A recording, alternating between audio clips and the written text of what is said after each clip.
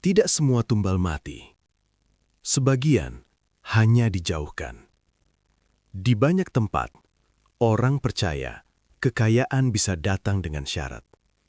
Bukan uang, bukan harta, tapi sesuatu yang jauh lebih mahal. Seorang anak. Bukan untuk dibunuh, bukan untuk dikuburkan, melainkan untuk dihilangkan dari kehidupan orang tuanya sendiri. Malam ini, kita akan membahas sebuah kisah yang tidak pernah tercatat di berita. Tidak ada laporan kehilangan, tidak ada garis polisi, tidak ada darah. Hanya satu keluarga yang tiba-tiba kaya, dan satu anak yang tidak pernah pulang. Ini bukan cerita tentang makhluk gaib. Ini cerita tentang keputusan manusia, tentang orang tua yang memilih diam, dan anak yang tumbuh tanpa pernah tahu kenapa ia harus pergi. Nama dan tempat dalam kisah ini telah disamarkan. Cerita ini disusun dari potongan cerita warga, pengakuan tak langsung, dan luka yang diwariskan dalam diam. Tidak ada yang aneh dengan keluarga Pak Dharma pada awalnya. Ia hanyalah tukang kayu biasa di sebuah desa kecil yang dikelilingi sawah dan kebun karet. Setiap pagi, Pak Dharma berangkat dengan sepeda tuanya, membawa peralatan kerja yang sudah usang. Istrinya, Bu Rini, membantu tetangga mencuci atau menjahit. Mereka hidup pas-pasan, tapi hangat. Mereka punya 3 anak. Yang paling bungsu bernama Bayu, usia 7 tahun. Anak itu ceria, cerewet, dan paling sering terlihat bermain di halaman rumah sambil mengejar ayam. Semua berubah dalam waktu kurang dari setahun. Malam itu hujan turun pelan. Tidak deras, tapi cukup membuat tanah becek dan udara dingin menusuk. Dari rumah Pak Dharma, lampu minyak masih menyala meski sudah lewat pukul 10 malam. Bu Rini duduk di ruang tengah, memeluk lututnya sendiri. "Mas, kamu yakin?" Suaranya pelan, hampir tenggelam oleh suara hujan. Pak Dharma tidak langsung menjawab. Ia berdiri di dekat pintu, mengenakan jaket hitam, wajahnya tegang. "Kita nggak punya pilihan, Rin," katanya akhirnya. "Kalau terus begini, anak-anak kita mau makan apa?" Bu Rini menelan ludah. Tapi Bayu masih kecil. Nama itu menggantung di udara, berat, dingin. Pak Dharma menunduk. "Dia nggak akan kenapa-kenapa, aku janji." Itulah malam pertama Pak Dharma pergi keluar desa tanpa memberitahu siapapun tujuannya. Beberapa minggu setelah malam itu, warga mulai menyadari sesuatu yang janggal. Pak Dharma tidak lagi berangkat dengan sepeda tua. Ia membeli motor baru, tunai. Sebulan kemudian, rumahnya direnovasi. Dinding diplester, atap diganti genteng baru. Bu Rini tak lagi menerima upah mencuci. Ia sibuk mengurus rumah. "Dapat proyek besar ya?" tanya tetangga. Pak Dharma hanya senyum. Rezeki mah nggak kemana. Tapi senyum itu tidak pernah sampai ke matanya. Yang paling aneh, Bayu mulai jarang terlihat. Awalnya Bu Rini bilang Bayu sering tidur siang. Lalu katanya Bayu ikut saudaranya di kota. Jawabannya selalu berubah. Di warung kopi, bisikan mulai berdengar. "Bayu kemana sekarang?" "Katanya sekolah pesantren." "Pesantren mana? Kok nggak pernah pulang?" Seorang tetua desa, Pak Wiryo, mengernyit. "Pesantren biasanya pulang setahun sekali. Ini sudah hampir 2 tahun." Orang-orang mulai mengingat kembali perubahan cepat keluarga Pak Dharma. Terlalu cepat, terlalu tiba-tiba. Dan di desa seperti itu, satu kata mulai berani diucapkan dengan suara pelan. Pesugihan. Bu Rini berubah drastis. Ia sering melamun di teras memandangi jalan desa seolah menunggu seseorang pulang. Setiap malam Jumat, ia menyalakan lampu lebih terang dari biasanya. Di kamar Bayu yang tetap dibiarkan rapi, selimutnya tidak pernah dipindahkan. Suatu malam, tetangganya mendengar Bu Rini menangis. "Bu, Bayu kapan pulang?" Itu suara anak sulungnya. Bu Rini terdiam lama sebelum menjawab. "Bayu sudah jauh, jangan dicari." Nada suaranya bukan marah, lebih seperti orang yang menyerah. Beberapa tahun kemudian, seorang kerabat jauh datang ke desa. Ia membawa cerita yang membuat darah Bu Rini seperti berhenti mengalir. Bayu tidak di pesantren. Ia dititipkan ke keluarga lain, di daerah yang sangat jauh. Tidak boleh pulang, tidak boleh menghubungi. Itu syarat, kata Pak Dharma suatu malam, akhirnya. Syarat supaya kita semua hidup lebih baik. Bu Rini menampar meja. Lebih baik versi siapa? Pak Dharma menangis malam itu, untuk pertama kalinya. Aku nggak membunuh dia, Rin. Aku cuma menjauhkan. Kalimat itu terdengar seperti pembelaan, tapi juga seperti pengakuan dosa. Usaha Pak Dharma berkembang pesat. Toko kayu, kontrakan, mobil. Tapi rumahnya dingin. Anak-anaknya menjauh. Bu Rini sering sakit tanpa sebab jelas. Dan setiap ulang tahun Bayu, Pak Dharma selalu mengunci diri di kamar. Tidak ada darah, tidak ada kematian, tapi ada kehilangan yang hidup setiap hari. Warga desa tidak pernah menemukan bukti apapun. Tidak ada ritual, tidak ada saksi. Hanya satu anak yang hilang dari kehidupan orang tuanya, tapi tetap hidup di tempat lain, sebagai harga dari kesepakatan yang tak pernah benar-benar mereka pahami. Dan pertanyaannya bukan lagi, apakah Bayu ditumbalkan? Melainkan, apakah menjauhkan anak dari orang tuanya seumur hidup bukan bentuk tumbal juga? Aku ingat hari itu dengan sangat jelas, meski usiaku masih 7 tahun. Pagi itu tidak hujan, tapi perasaanku berat, seperti ada awan besar di dalam dada. Ibu menyuruhku mandi lebih awal. Ayah tidak banyak bicara. Tas kecil sudah siap di ruang tamu. "Bayu mau kemana?" tanyaku polos. Ayah tersenyum, tapi aneh. "Kamu mau sekolah di tempat bagus, banyak teman." Aku percaya, karena anak kecil selalu percaya orang tuanya. Perjalanan terasa sangat lama. Aku tertidur di pangkuan ibu, lalu bangun di tempat asing. Rumah itu besar, tapi dingin. Bukan dingin karena cuaca, tapi karena tidak ada yang kukenal. Seorang perempuan paruh baya menyambutku. Wajahnya datar. "Ini Bayu?" tanyanya.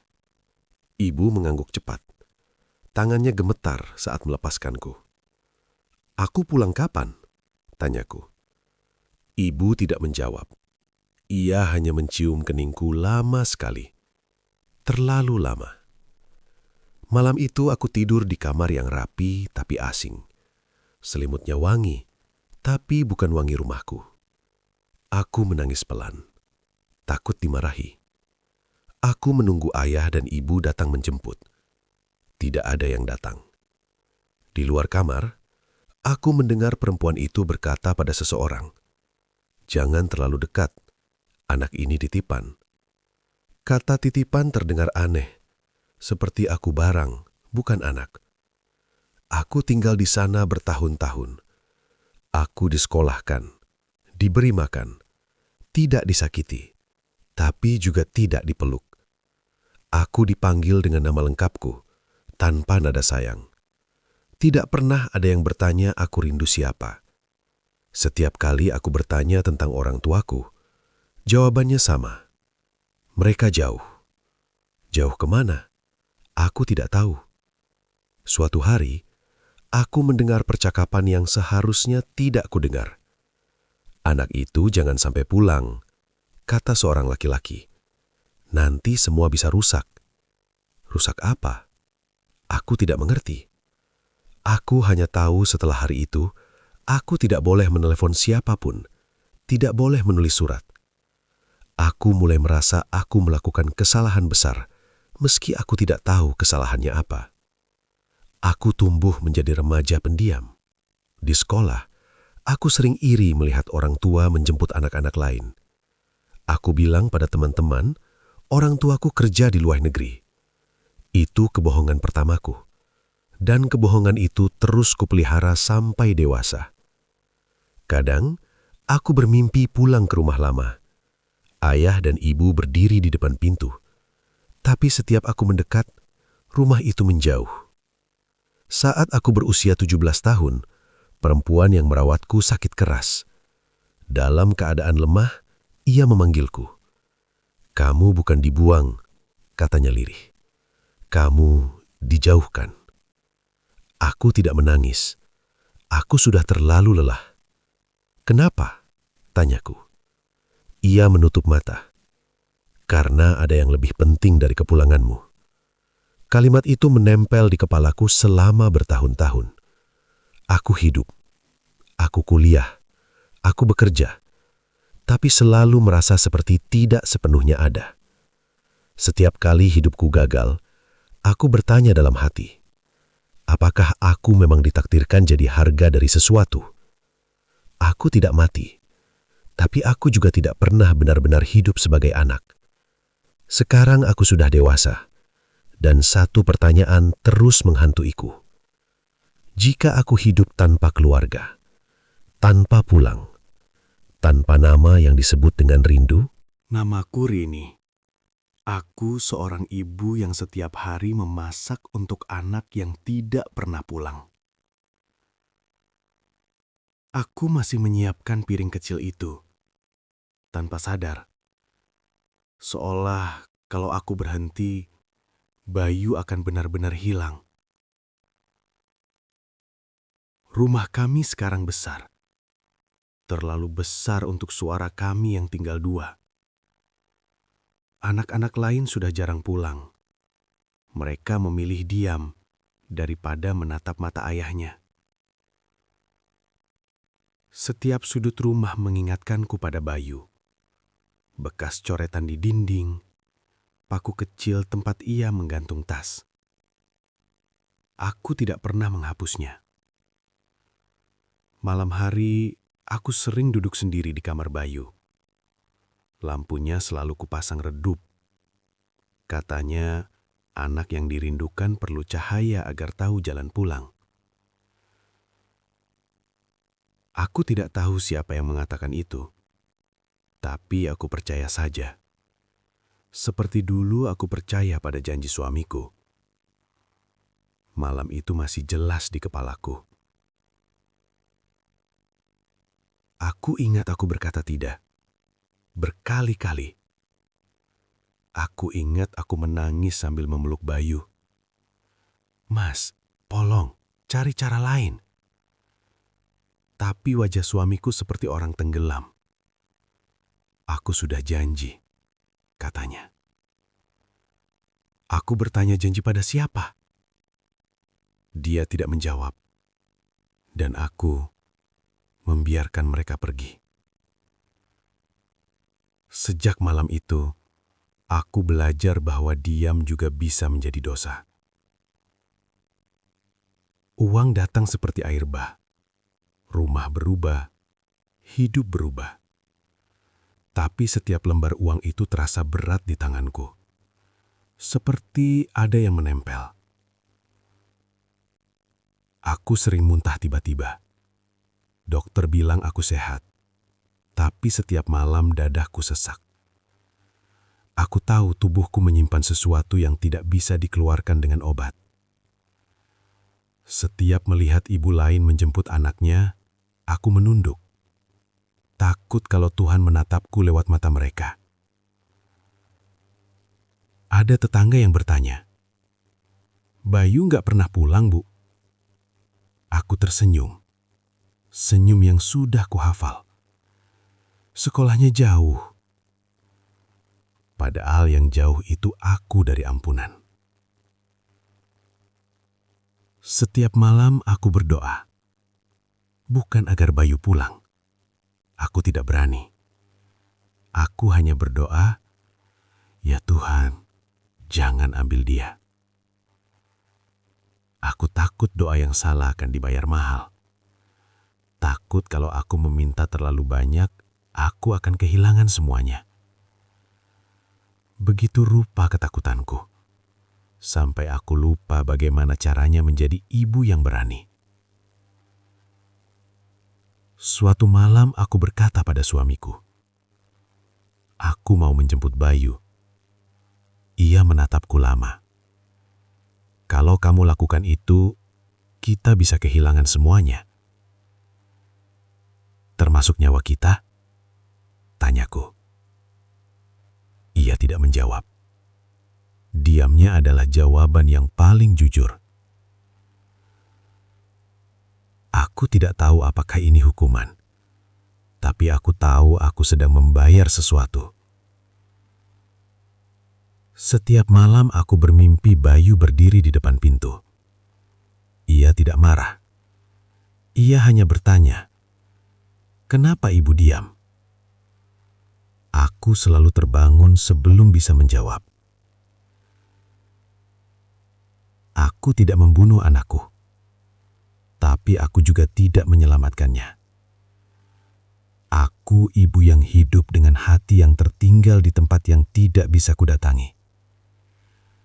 Dan jika Tuhan mendengar doaku hari ini, aku ingin mengatakan satu hal. Biarkan penyesalan ini berhenti padaku. Jangan turunkan pada anak-anakku yang lain. Tidak ada yang berniat menjadi penyelidik. Di desa itu orang-orang terbiasa diam. Terlalu banyak bertanya hanya akan membuat hidup tidak nyaman. Tapi ada satu hal yang sulit diabaikan. Seorang anak yang tidak pernah kembali. Pak Wiryo, tetua desa, adalah orang pertama yang mulai mengingat ulang. Ia duduk di teras rumahnya, menatap jalan tanah yang sudah berubah menjadi cor beton. Rumah Pak Dharma berdiri megah di kejauhan, kontras dengan kenangan lama. Bayu itu umur berapa waktu terakhir kelihatan? Tanyanya pelan. Sekitar 7, jawab seorang warga. Pak Wiryo mengangguk. Sekarang harusnya sudah dewasa. Kalimat itu sederhana, tapi membuat semua terdiam. Beberapa bulan kemudian, seorang kerabat jauh Burini datang. Namanya Mbak Sulastri. Ia pernah menginap lama di rumah itu sebelum Bayu menghilang. Ia tidak datang untuk menuduh. Ia datang karena rasa penasaran. Waktu itu aku ingat, katanya pada warga. Bayu nggak pernah pamit ke siapa-siapa. Anak sekecil itu pasti ribut kalau mau pergi jauh. Ia juga ingat satu hal lain. Malam sebelum Bayu dibawa pergi, Burini menangis sampai suara habis. Sedikit demi sedikit cerita muncul. Ada tukang bangunan yang ingat Pak Dharma tiba-tiba punya uang banyak sebelum proyek besar apapun datang. Ada sopir bus yang ingat seorang anak kecil yang terus menoleh ke belakang, menangis tanpa suara. Ada tetangga yang ingat Burini membakar pakaian anak-anak secara diam-diam. Tidak ada satupun yang cukup kuat sebagai bukti. Tapi kalau disusun bersama, rasanya terlalu rapi untuk disebut kebetulan. Pak Wiryo dan Mbak Sulastri akhirnya memberanikan diri bertamu ke rumah Pak Dharma. Mereka disambut sopan, terlalu sopan. "Bayu di mana sekarang?" tanya Pak Wiryo tanpa basa-basi. Pak Dharma tersenyum. "Saya sudah bilang, dia baik-baik saja." "Di mana?" "Di tempat yang aman." Jawaban itu membuat udara di ruangan terasa lebih berat. Burini duduk menunduk. Tangannya gemetar memegang gelas teh yang tidak disentuh. Setelah pertemuan itu, satu hal menjadi jelas. Cerita Pak Dharma dan Burini tidak pernah sama. Pak Dharma bilang Bayu sekolah. Burini bilang Bayu dititipkan. Kadang mereka lupa versi mana yang terakhir dipakai. Bagi orang luar itu cukup. Kalau bukan apa-apa, kenapa harus bingung? Kata Mbak Sulastri. Seorang warga tua akhirnya berbicara, dengan suara nyaris berbisik. Dulu ada orang datang ke rumah Pak Dharma. Malam-malam, dari luar desa. Siapa? Gak tahu. Tapi orang-orang seperti itu biasanya datang kalau orang sudah kepepet. Tidak ada yang berani menyebut kata itu dengan jelas, tapi semua mengerti. Pesugihan. Bukan dengan darah, tapi dengan kehilangan. Mbak Sulastri menemukan sesuatu di kamar lama Bayu. Sebuah gambar anak kecil menggenggam tangan dua orang dewasa. Satu tangannya terlepas. Di belakang gambar itu tertulis, "Bayu jangan dicari." Tulisan tangan orang dewasa. Itu bukan ancaman. Itu perintah. Warga desa sepakat satu hal. Tidak ada cukup bukti untuk melapor ke siapapun. Tidak ada jenazah. Tidak ada saksi kuat. Tidak ada hukum yang bisa menyentuh kesepakatan tak kasat mata. Tapi mulai hari itu, cara mereka memandang keluarga Pak Dharma berubah. Bukan dengan marah, melainkan dengan jarak. Tidak semua kejahatan meninggalkan luka yang terlihat. Tidak semua tumbal berakhir dengan kematian. Kadang, Yang dikorbankan adalah keberadaan seseorang dalam kehidupan orang-orang yang mencintainya. Dan saat potongan-potongan cerita itu disatukan, satu hal menjadi jelas bagi warga desa. Bayu tidak mati, tapi ia dihapus dari cerita yang seharusnya menjadi miliknya. Pak Dharma selalu percaya satu hal. Selama ia diam, semuanya akan baik-baik saja. Ia salah. Awalnya hanya hal kecil. Mesin potong kayu di tokonya tiba-tiba rusak tanpa sebab jelas. Pesanan besar dibatalkan mendadak. Seorang rekan bisnis menghilang membawa uang muka. Namanya juga usaha, kata Pak Dharma pada dirinya sendiri. Tapi malam-malamnya mulai berubah. Ia sering terbangun dengan keringat dingin, mendengar suara langkah kecil di teras rumah. Saat pintu dibuka, tidak ada siapa-siapa. Dalam tidurnya, Pak Dharma melihat Bayu berdiri di depan sumur belakang rumah lama mereka. Anak itu tidak menangis, tidak marah. "Ayah janji apa?" tanyanya pelan. Pak Dharma terbangun sambil berteriak. Sejak malam itu, ia tidak pernah berani mendekati sumur lagi. Suatu sore, seorang pria tua datang ke toko kayu Pak Dharma. Pakaiannya sederhana, tapi tatapannya tajam. "Rizkimu berat," kata pria itu tanpa basa-basi. "Karena ada yang ditahan." Pak Dharma membeku. "Apa maksud Bapak?" Pria itu tersenyum tipis. "Kalau titipan bergerak, neraca bisa jatuh." Ia pergi sebelum Pak Dharma sempat bertanya lebih jauh. Kalimat itu terus terngiang. Kalau titipan bergerak. Pak Dharma mulai mudah marah. Pada karyawan, pada anak-anaknya, pada Bu Rini. "Kamu jangan macam-macam," bentaknya suatu malam. "Jangan hubungi siapa-siapa." Bu Rini menatapnya dengan mata merah. "Kita sudah kehilangan Bayu, Mas. Apalagi yang mau kamu jaga?" Pak Dharma tidak menjawab. Karena jawabannya terlalu menakutkan. Pak Dharma merasakan perubahan sikap warga. Senyum yang dulu ramah kini singkat.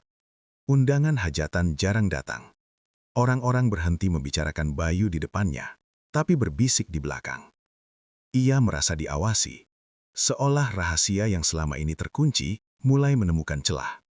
Suatu malam, dalam keadaan emosi, Pak Dharma berkata pada seseorang di luar desa, "Kalau bukan karena anak itu, aku nggak akan begini." Kalimat itu meluncur begitu saja. Ia langsung menyesal. Malam itu, hujan turun deras. Petir menyambar dekat rumah. Dan Pak Dharma jatuh sakit keesokan harinya. Dalam kondisi setengah sadar, Pak Dharma mendengar suara yang dikenalnya. Bukan suara Bayu kecil. Suara Bayu yang lebih dewasa. "Ayah bilang aku aman. Tapi kenapa aku harus disembunyikan?" Pak Dharma menangis. Untuk pertama kalinya, ia berdoa bukan untuk rezeki, melainkan untuk diampuni. Setelah sembuh, Pak Dharma berkata pada Bu Rini dengan suara lelah, "Mungkin kita harus siap kehilangan semua." Bu Rini menatapnya lama. "Aku sudah kehilangan sejak lama." Kalimat itu memukul lebih keras dari ancaman apapun. Kesepakatan tidak selalu datang menagih dengan cara yang bisa dilihat. Kadang ia datang lewat mimpi, lewat rasa takut, lewat kata-kata yang tak sengaja terucap. Dan Pak Dharma mulai menyadari satu hal yang selama ini ia hindari. Menjauhkan anak mungkin bukan akhir dari kesepakatan. Itu baru awalnya. Aku sudah cukup besar untuk tahu bahwa hidupku tidak dimulai di sini. Aku hanya tidak tahu di mana seharusnya aku dimulai. Usiaku 22 tahun. Aku bekerja di bengkel kecil, hidup sederhana dan jarang pulang larut. Pak Hadi bilang aku anak baik. Bu Sari selalu mengangguk setuju, tapi matanya menyimpan kekhawatiran yang tak pernah ia jelaskan. Aku mulai mengingat hal-hal kecil dari masa kecilku. Ayah yang jarang bicara, ibu yang suka menyanyi sambil menyapu, halaman dengan ayam berlarian. Kenangan itu terlalu jelas untuk disebut khayalan. Suatu sore, aku membantu Bu Sari membereskan lemari lama. Sebuah map coklat jatuh ke lantai. Isinya fotokopi akta kelahiran. Namaku tertulis di sana. Nama ayah dan ibu kandungku juga. Bukan Pak Hadi, bukan Bu Sari. Tanganku gemetar. Bu Sari melihatnya. Ia duduk perlahan.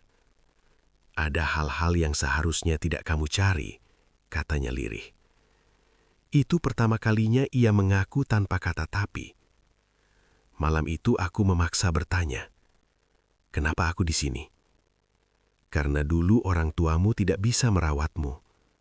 Itu bohong, kataku. Kalau bohong, kenapa aku masih hidup? Busari menangis. Karena kamu bukan dibuang, katanya. Kamu dititipkan. Satu kata itu terasa aneh, terlalu ringan untuk luka sebesar ini. Pak Hadi akhirnya bicara. Kalau kamu pulang ke tempat asalmu, banyak orang bisa celaka. Aku? Kamu yang pertama. Aku tertawa kecil. Sejak kapan mencari ibu sendiri jadi ancaman?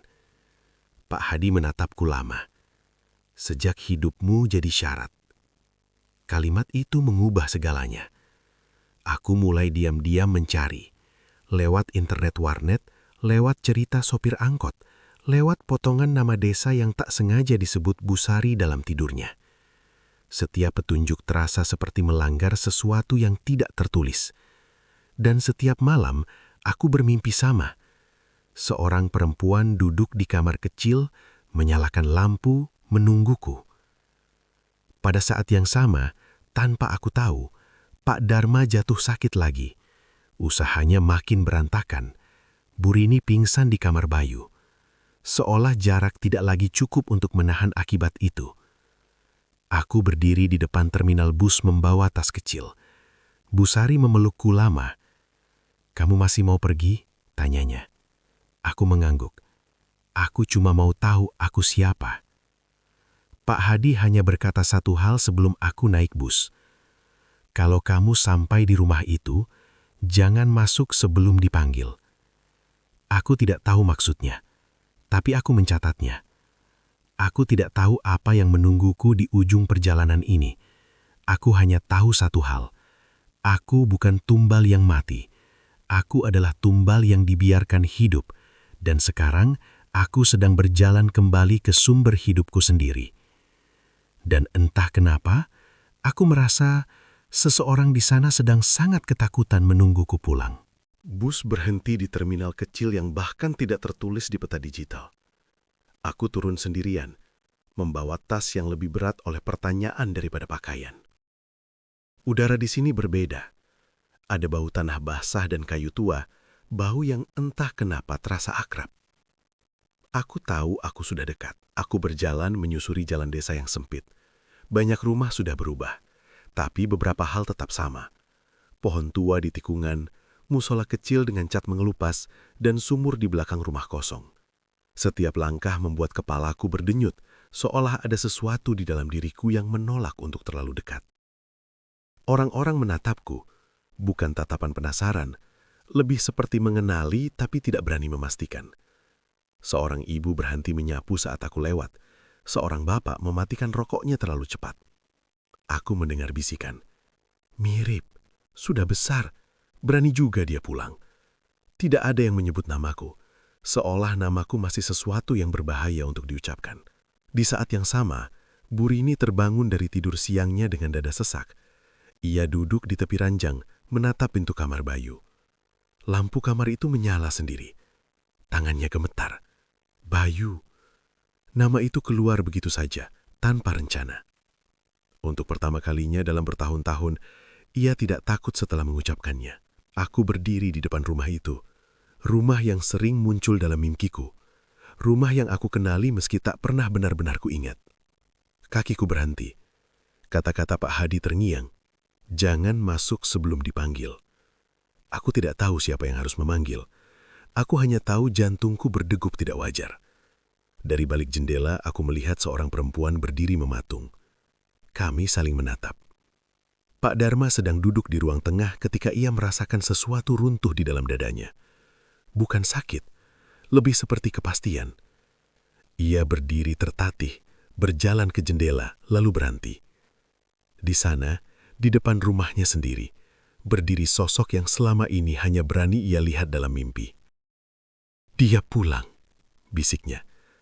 Untuk pertama kalinya, ketakutannya lebih besar daripada kesepakatannya. Langit tiba-tiba menggelap, angin berputar di halaman rumah. Pak Dharma jatuh berlutut. "Belum," katanya berulang kali. "Belum waktunya." Bu Rini menoleh padanya dengan mata basah. "Waktunya siapa, Mas?" Pertanyaan itu menggantung, berat, dan tidak pernah dijawab oleh siapapun. Aku hampir pergi. Aku hampir berpikir ini semua kesalahan. Lalu aku mendengar suara itu. "Bayu." Satu kata, pelan, tapi cukup untuk membuat kakiku gemetar. Aku menoleh. Perempuan itu berdiri di ambang pintu. Matanya merah, tangannya terbuka. Aku melangkah satu kali ke depan. Dan di saat yang sama, Pak Dharma jerit kesakitan di dalam rumah. Seolah sesuatu yang tak terlihat sedang ditarik paksa. Aku berhenti. Satu langkah lagi bisa mengakhiri segalanya, atau memulai kehancuran. Aku menatap wajah ibuku. Ia menatapku seolah aku adalah doa yang akhirnya dijawab. Ada pulang yang disambut, ada pulang yang ditolak, dan ada pulang yang tidak pernah diizinkan, tapi tetap terjadi. Di titik itu, aku berdiri, di antara hidup yang disembunyikan, dan keluarga yang takut menerima kebenaran. Dan aku tahu, apapun yang terjadi setelah ini, tidak akan ada lagi yang bisa ditarik kembali. Tidak ada petir, tidak ada suara gaib. Hanya keheningan yang terlalu berat untuk disebut biasa.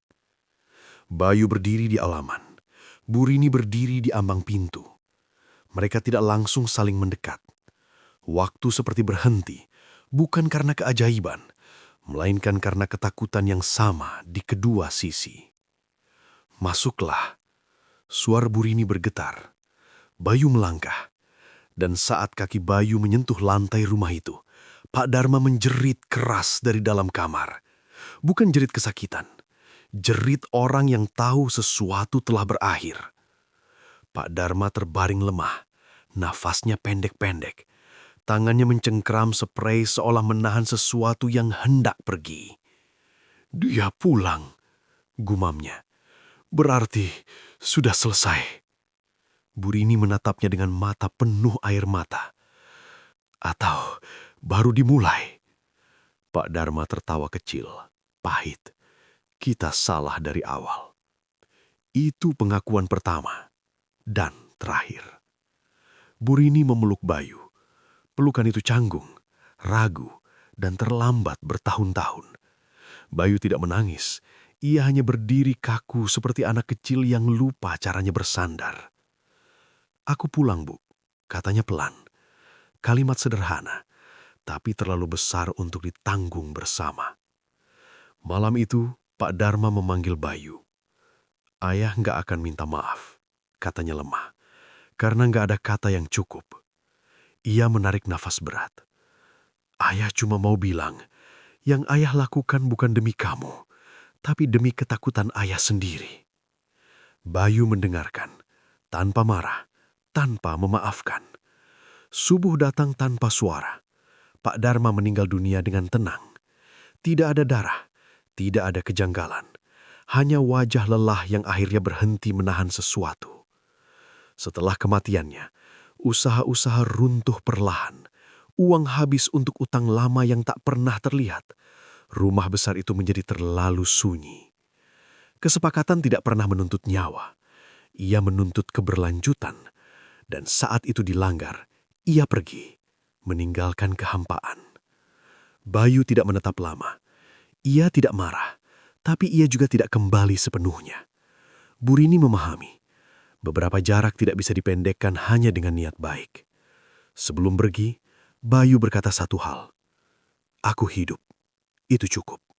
Bu Rini mengangguk, dan untuk pertama kalinya, ia merelakan tanpa takut. Warga desa tidak merayakan apapun, tidak juga menghakimi. Mereka hanya mencatat dalam diam, bahwa kekayaan yang datang terlalu cepat selalu meminta sesuatu yang tak tercatat. Dan bahwa tidak semua tumbal mati, beberapa tumbuh, lalu kembali. Bayu tidak mati, ia tidak dibunuh, ia dijauhkan, dihilangkan dari cerita, dijadikan syarat tanpa suara. Dan mungkin itulah bentuk tumbal yang paling kejam. anak yang hidup tanpa pernah tahu mengapa ia harus pergi. Karena pada akhirnya, bukan tentang mistis atau tidak, tapi tentang orang dewasa yang menukar masa depan anaknya demi rasa aman yang semu. Dan itu adalah keputusan yang tak pernah bisa ditebus sepenuhnya.